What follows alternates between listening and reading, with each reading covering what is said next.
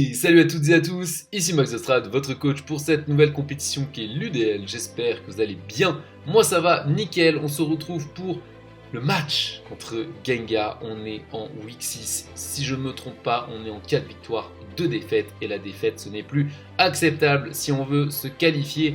Genga nous a sorti du Palkia Origin, du Shinpao, du Arceus normal. Il y a aussi le Gothitelle, le Pelipper qui est clairement surprenant ici. Et enfin le Mimikyu, sachant que le Pelipper et le Mimikyu peuvent tous les deux Terra. Il me semble que c'est le Terra Eau et le Terra Sol pour le Pelipper, ou alors le Terra Vol et le Terra Sol.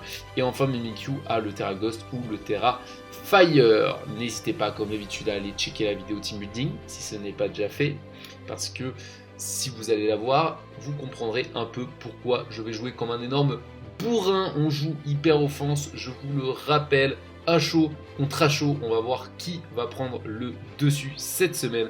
Et on va commencer directement avec le lead. Du côté de Genga, ce sera le Mimikyu. Et de mon côté, ce sera tout simplement le Coco. Parce que je m'attendais à une douille du genre. Là ici, je vais pas vous mentir, je vais faire demi-tour. Je le vois en lead, je me dis peut-être qu'il a les screens, peut-être qu'il a Will-O-Wisp. Et je vais donc emmener au haut en anticipant le Willow. Et ça va me faire un sub. Alors là, je vous avoue que je suis assez étonné. Mais je me dis, bon, logiquement, il va chercher à checker Sizor. Donc il a forcément Will-O-Wisp. C'est peut-être pour attirer Zor et essayer de le Willow et de l'annuler. Sauf que, bah, pas du tout. Je vais faire Brave Burn avec mon OO Scarf, importantissime dans la game. Et je vais le faire T-Wave. Alors là, je vous avoue que j'étais extrêmement déçu. Mais je vais chercher quand même à anticiper tout simplement le fait qu'il va me faire sub. Je vais le casser. Et là, je vous avoue, le fait de le revoir faire sub, je voulais vérifier en fait ce qu'il allait faire. Et je me dis, bon, ça fait 2 fois qu'il fait sub, ça pue clairement le Destiny Bond. Surtout que je suis paralysé. Donc ça pourrait être une très bonne stratégie en fait de paralyser mon Scarf, de le laisser se faire weaken et au dernier moment de faire Destiny Bond. Donc je vais décider tout simplement de switcher Iron Threads pour éviter ça. Je prends évidemment mon Core Drive en speed et vous allez voir qu'il va reveal Curse et il va se sacrifier. Et en fait tout simplement c'était un suicide lead qui lui permettait de ramener son Gothitelle. Sauf que pas de chance, roue de la fortune, clairement c'est pas un free setup. Vous allez voir l'Electricide, il veut profiter de mon terrain, mais nous on a Volt Switch pour cette situation. Désolé Genga, tu ne trapperas pas, on ramène Coco et là directement c'est le taunt qui part parce que vous le voyez, Calm Mind est déjà de sortie. Je vais faire le taunt pour empêcher tout simplement de me faire 18-0 et ça va Calm Mind en face. Alors c'est un peu dommage qu'il ne l'ait pas anticipé parce qu'il aurait pu me démolir King Julian. Je vais U-turn et je vais tout simplement emmener mon Sizor pour checker un peu le set. Ça va me reveal Psychic Noise qui fait littéralement 0 dégâts. Et là, si vous avez vu la vidéo Team Building, vous savez qu'il y a un petit problème. C'est que ce Gothitelle il est boosté en def, mais je n'ai pas Bug Bite et je n'ai pas U-turn. Donc là c'est très problématique, surtout que pour le coup je m'y attendais pas. Donc je me dis bon, concrètement il me fait rien, il me fait probablement rien, et il est encore sous taunt, donc j'ai encore 1 ou 2 tours pour me placer. Je me dis tout simplement je vais claquer des SD, parce que lui il va probablement anticiper demi-tour, de toute façon il va peut-être switcher. Moi j'ai rien à perdre à faire des SD, donc c'est ce que je vais faire, je vais méga évoluer, vous allez voir qu'il va rester sur le terrain, et il va tout simplement chercher à faire des tonnerres, donc probablement en cherchant la para, vous voyez les dégâts sont quand même pas énormes, mais je suis bloqué, je peux pas me heal, sauf du coup au tour prochain. Donc je vais tout simplement pas me priver, je vais faire un petit roost, parce que de toute façon la para elle est pas si embêtante que ça, et vu qu'en plus il arrive pas à l'avoir, je vais continuer tout simplement à me placer. Il va ramener Pelipper, et là je vous avoue qu'à plus 4, j'ai envie de taper, parce que je me dis globalement, je pense pas qu'il soit full P et full def. S'il est full attaque SP, qu'il est Scar, dans tous les cas je le démonte, je le dois HKO, je suis tranquille. Le seul set qui peut me HKO à ce moment-là, c'est Specs Pelipper. Je me dis bon, allez, soyons joueurs, je vais taper le Bullet Punch, il va pas être Specs. En tout cas, les dégâts, ils sont présents, 55% je le de HKO. Et les dégâts, est-ce qu'ils sont présents pour lui? Oui, il est Specs. Donc je me fais complètement ouvrir mon newcomer. Alors là, c'est quand même un peu dommage parce que tout simplement je perds mon check à Shinpao. Alors, on pourrait penser que c'est une erreur. C'en est probablement une, mais concrètement, pourquoi j'ai sacrifié newcomer à ce moment-là? C'est parce que je voulais pas, en fait, me prendre une douille. Parce que Pelipper, tu le ramènes pas comme ça sur un match-up un peu pour rien.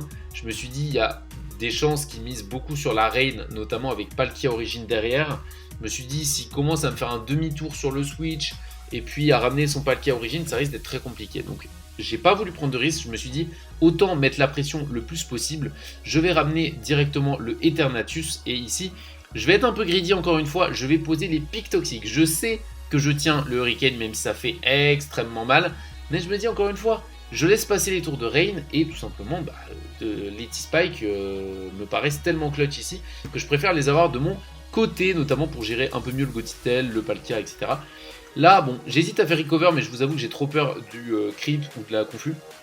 Donc je vais tout simplement finir le Pelipper, et vous allez voir qu'il va rester qu'un tour de Rain, hein. Donc si le Palkia veut venir, il va prendre les T-Spike. Bon, Shinpao me reveal les bots, donc encore une fois, c'est une information très intéressante, parce que le fait que je sais qu'il est bot, bah, je me doute qu'il a SD.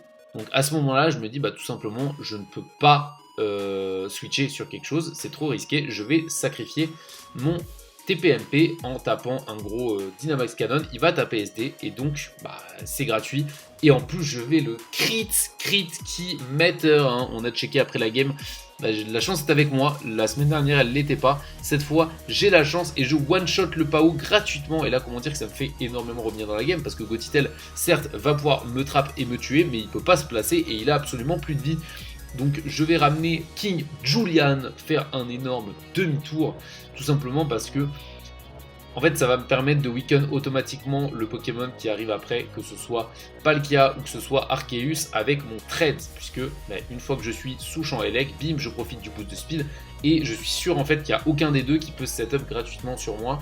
Là il va prendre les pics toxiques et je vais tout simplement taper un gros Earthquake. Vous voyez le bulk de Palkia Origin Choice Band, ça lui fait absolument rien, mais les dégâts sont suffisants parce qu'avec le poison, bah, comme vous le voyez, prend 12%, hein, il meurt dans 2 tours, il n'a pas accès aux soins, et moi je me dis, bah c'est littéralement l'occasion parfaite de placer des plénitudes avec Migras pour finir la game. Et là vous allez voir qu'il va miss une première fois T-Wave, vraiment pas de chance décidément Gengar sur cette game. Je vais le laisser placer la deuxième, parce que je me dis de toute façon, l'important c'est que je sois placé et que je puisse faire un maximum de dégâts au Arceus qui arrive derrière. En plus je me dis de toute façon il va prendre les Spikes, il va ramener son Arceus, et vous allez voir qu'il a la Lumberry pour gérer probablement mon Will-O-Wisp. Donc pour le coup pas de poison, il va falloir espérer que je n'ai pas tout simplement les paralysies. Il va faire une SD, hein, logique de sa part, je ne vais pas avoir la para, Grass Knot qui fait 1 milliard de dégâts. Et est-ce que je vais avoir la deuxième? Il va taper speed, ça 2 HKO, donc ça fait très très peur et je vais finir la game. Aucune paralysie, décidément Gengar n'aura pas été en veine sur ce match. Bon après je vais pas vous mentir que normalement Coco terminé, puisque Coco pouvait tenir le e-speed, enfin avait de grandes chances de tenir le e-speed et derrière je pouvais le tuer tranquillement. En plus il y avait le OO aussi, Regiforce, donc bon, j'avais quand même de grandes chances de gagner la game même si il passait ce duel. Après, si j'avais 2 paras, clairement la game était terminée. C'était la fin des haricots pour moi, mais ce ne sera pas le cas et ça va se jouer donc en week 7 pour la qualif parce que ma poule est extrêmement serrée. Il y a Chop et il y a NXF qui ont à peu près, si ce n'est le même bilan que moi. Donc clairement, les deux s'affrontent la semaine prochaine et moi j'affronte Lucide, contre qui j'ai vraiment pas un bon match-up, je vais pas vous mentir. Mais on en parlera dans la vidéo team building. En tout cas, ce qu'il est important de retenir, c'est que tout se joue en dernière week. Est-ce qu'on va réussir à se qualifier en playoff? C'est ce qu'on verra. En attendant, je vous dis à la prochaine. C'était Max Astrad.